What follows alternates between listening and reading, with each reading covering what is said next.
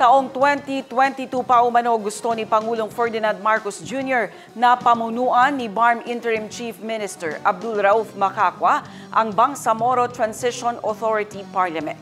Ito ang sinabi ni OPAPRO Secretary Carlito Galvez Jr. kaugnay sa isyu ng pagkakatalaga kay Abdul Rauf Macacua bilang bagong Interim Chief Minister ng BARM sa gitna ng kontrobersiya na umano'y labag sa BOL at CAB ang hakbang ng Malacanang.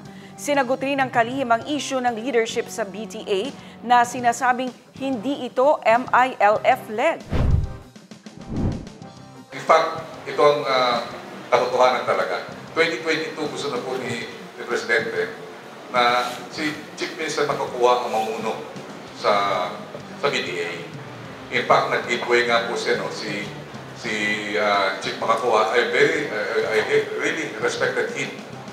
3 oras ko po siya kinausap. Sabi ko, sir, ikaw ba gusto ni Presidente na mamuno ng BTA? Sabi niya, sir, pwede bang bigyan natin pa si Chief Minister Ahod Ibrahim ng palugit para mapagbigyan po natin siya. Alalahanin niyo po, ito pong BTA, hindi po extension. Ito yung tinatawag na resetting. Resetting po ito.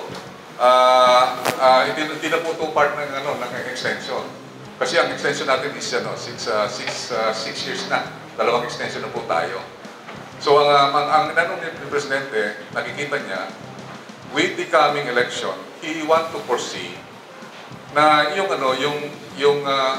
representation ng MLF at saka MILF ay hindi po mawawala sa hanggang 2028.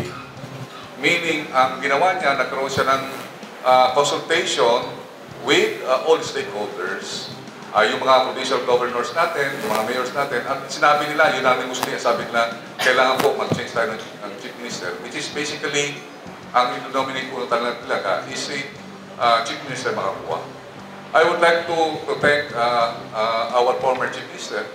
He has the highest honor of really giving his resignation at the same date na-appoint po si Chief Minister Macacua. And we really respect, that is the highest respect that I think to our former Chief Minister, na he had given up his position for the purpose na magkaroon ng smooth transition.